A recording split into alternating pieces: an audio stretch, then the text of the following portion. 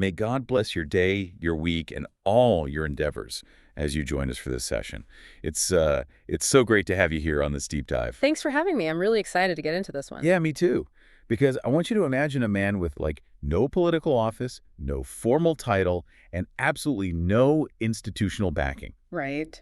And he just walks into the most rigid, legally complex society on earth and systematically dismantles its entire power structure. It is wild to watch it unfold. It really is. And he doesn't start this revolution in some grand temple or a royal court. He starts it in a crowded, dirty living room. Yeah, so today we are looking at a highly concentrated, rapid-fire sequence of events found in Mark chapter 2. Exactly. And we're using insights from both the Holman Study Bible and the NAA Study Bible to really ground us in the history. We are, because with that historical and theological context, we aren't just reading ancient history today. It's basically a master class in how established systems react when a completely new paradigm is introduced. Like a study in radical disruption. Exactly. These texts highlight 5 specific escalating clashes over authority between Jesus and the religious establishment. So we're talking clashes over forgiveness, social boundaries, fasting, and the Sabbath. Right. The tension just builds and builds. So let's start where the conflict first ignited. Like we said, not in a temple, but in an everyday house. The ancient town of Capernaum is basically ground zero for this disruption. Yeah, Jesus is in a house likely Peter's house, actually, according to the Holman source. Right, acting as a home base for his Galilee ministry. And the place is absolutely packed. Packed. The NAA details paint a picture of a typical first-century home. It's crammed with perhaps 50 people. So it is shoulder to shoulder, standing room only, spilling out into the street. People are just desperate to hear him teach. And then 4 men show up carrying a paralyzed friend on a sleeping mat. And they realize immediately they can't get anywhere near the door.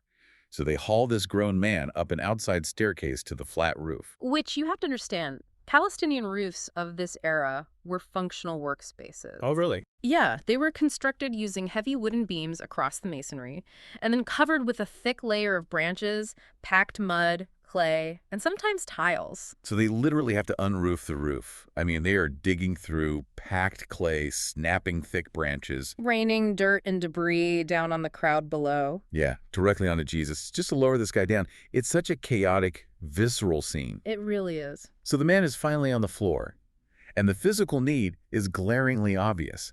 Everyone in that room is waiting for a physical healing. Right, the tension is palpable. But then Jesus looks at him and says, "Son, your sins are forgiven." And, okay, let's unpack this. Let's do it. Because if I'm the guy on the mat, I want my legs to work. Giving a paralyzed man a spiritual pardon feels like throwing a drowning man a lecture on water safety instead of a life preserver. That's a great way to put it. Right.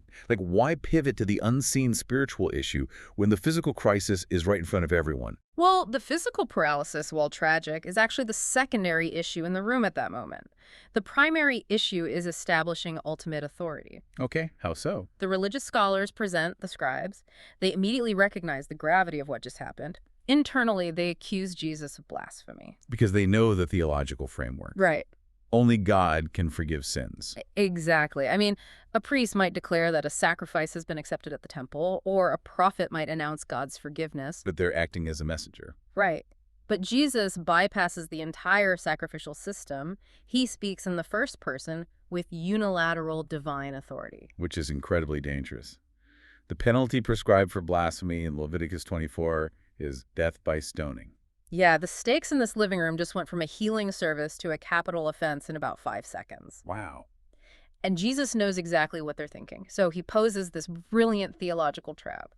He asks the room, which is easier, to say to the paralyzed man, "Your sins are forgiven," or to say, "Get up, take your mat, and walk." I love the which is easier dilemma.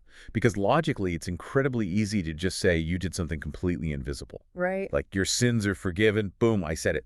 Nobody can pull out a spiritual microscope to prove the sins are still there. Exactly. But it is incredibly hard to say, "Get up and walk," to a man whose legs haven't worked in years. Because you will be proven a fraud in about 3 seconds if he doesn't stand up. Precisely. The visible miracle serves as the undeniable proof of the invisible authority. Jesus performs the harder, verifiable task, healing the man instantly, to prove he has the authority to perform the unverifiable task. Of forgiving sins. Right. And there is a crucial linguistic detail here, too. In doing this, Jesus refers to himself as the Son of Man. Now, on the surface, Son of Man sounds like a title of deep humility, like he's just emphasizing his humanity. To the casual listener, sure, perhaps. Yeah. But to the biblically literate scribes in the room, it is a glaring siren. Why is that?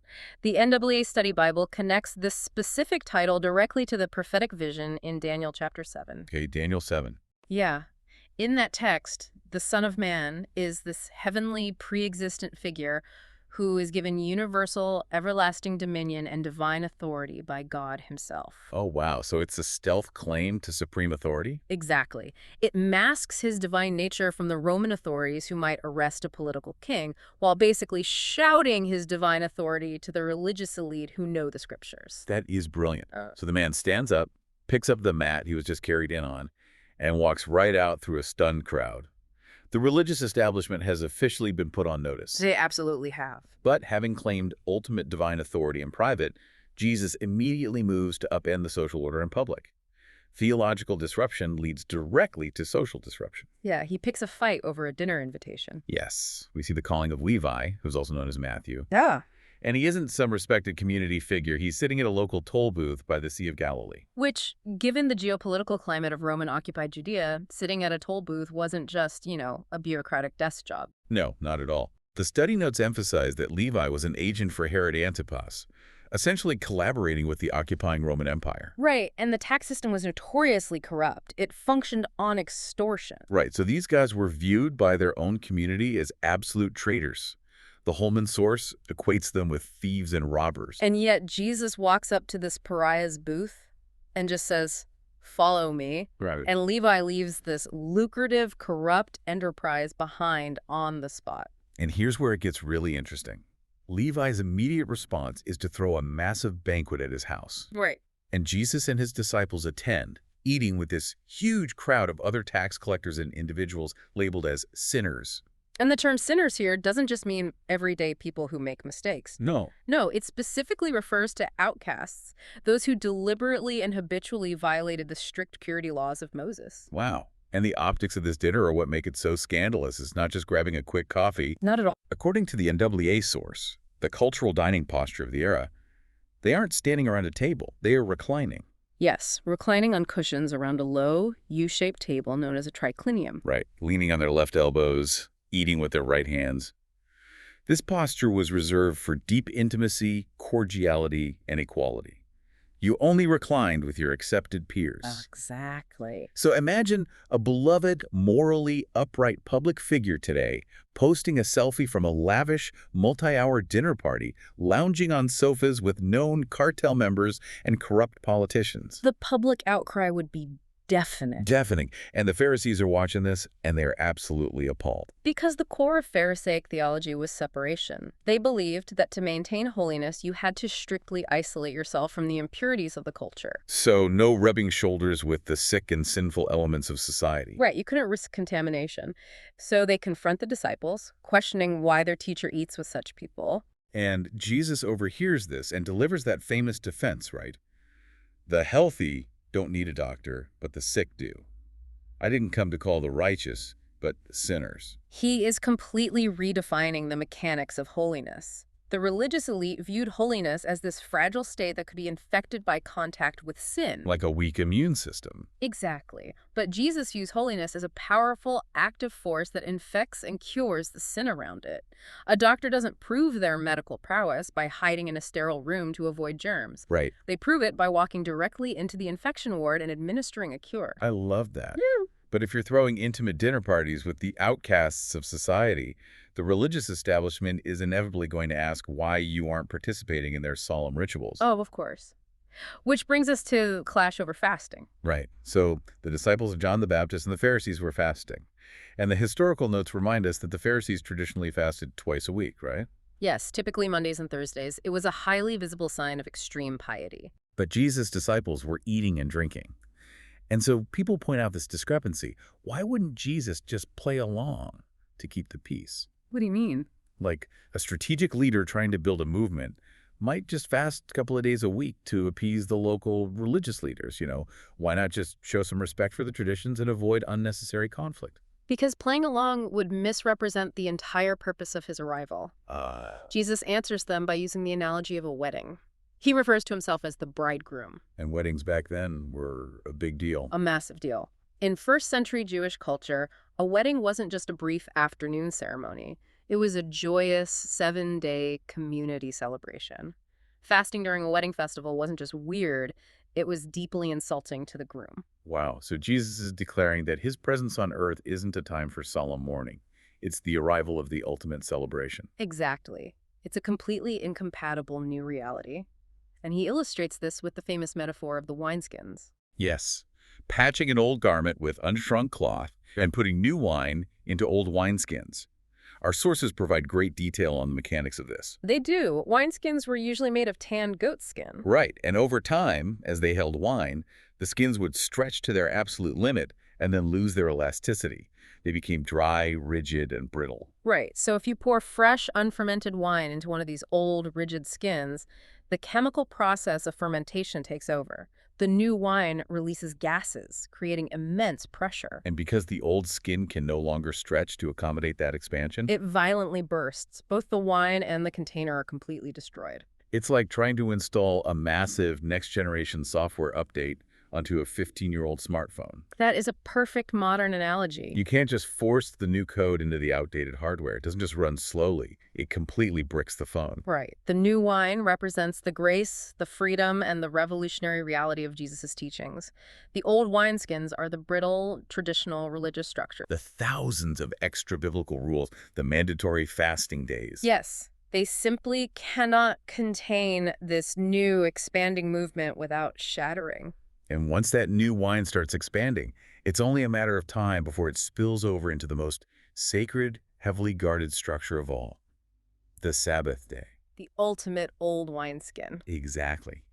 The text brings us to this incredible incident in the grain fields. Jesus and his disciples are walking through a field on the Sabbath. And the Holman source notes the time frame would likely be late spring or early summer when the grain was fully ripe. And the disciples are hungry. So they start plucking heads of grain, rubbing them in their hands to remove the husks and eating the kernels. Now, the legalities here are fascinating. Right, because according to the NAA, referencing the laws in Deuteronomy 23, it was perfectly legal on any normal day of the week to walk through your neighbor's field and pluck grain by hand to satisfy immediate hunger. It was an ancient built-in welfare system. Yeah, so travelers wouldn't starve. You just weren't allowed to bring a sickle and harvest their crop for profit. Right. The action itself was completely lawful.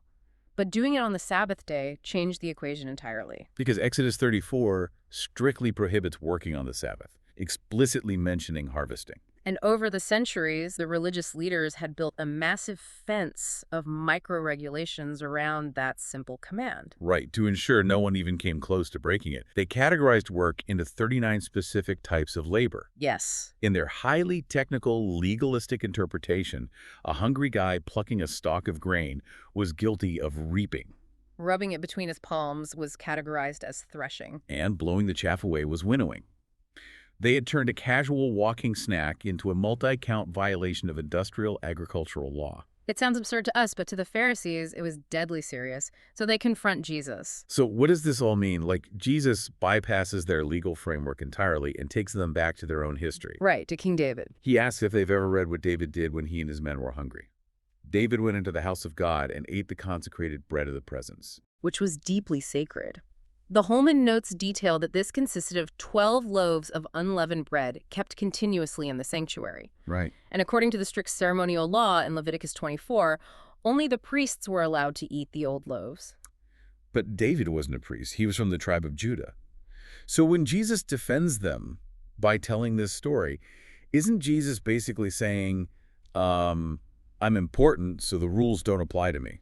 That's how a lot of people read it, but no, it's actually about the intent of the law, not just breaking rules for fun. Okay, unpack that. Well, there's actually a fascinating historical note in the sources about the mention of Abiathar the high priest here and the debate surrounding his father Ahimelech, but the core point Jesus makes is about priority. Right. He says, the Sabbath was made for man, not man for the Sabbath. That single sentence completely dismantles centuries of religious burden. Because the Pharisees viewed humanity as existing to serve the Sabbath. Exactly. In their minds, people were created to carry the heavy burden of keeping these thousands of micro-regulations perfectly. The law had become a weapon that starved people in the name of piety. Precisely. Jesus reminds them of the original intent. The Sabbath was given as a profound gift. It was designed to serve humanity, to offer a restorative rhythm of rest and healing. So human need, like hunger or mercy, always overrides ceremonial law. Always. The law was designed to protect life, not oppress it. Jesus is reframing the Sabbath back into its original purpose. Rescuing it from crushing legalism.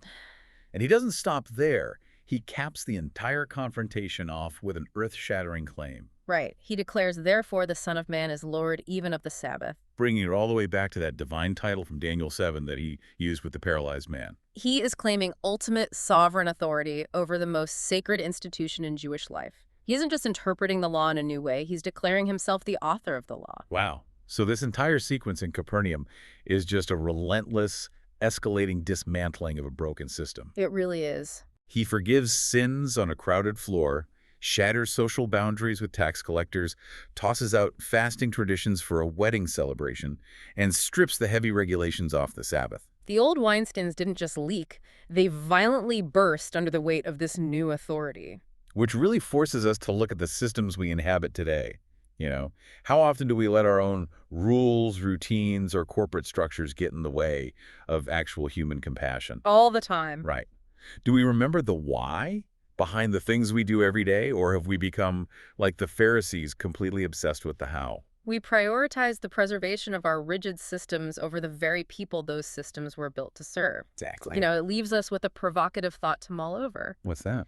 If new wine inevitably bursts old wineskins, what old rigid wineskins in your own life, your workplace, or our modern society are currently under immense pressure because they are trying to contain a new reality? Oh, wow. And even deeper, what happens when the biggest threat to an established rigid system isn't an external enemy, but someone on the inside who actually understands the system's original purpose better than its current leaders? That is a phenomenal question for you to carry with you today. Where are the systems in your own life protecting the rules rather than the intent? It's definitely something to think about. Well, thank you so much for exploring these incredible texts with us today. As we sign off, God blesses all the listeners. We will catch you on the next Deep Dive.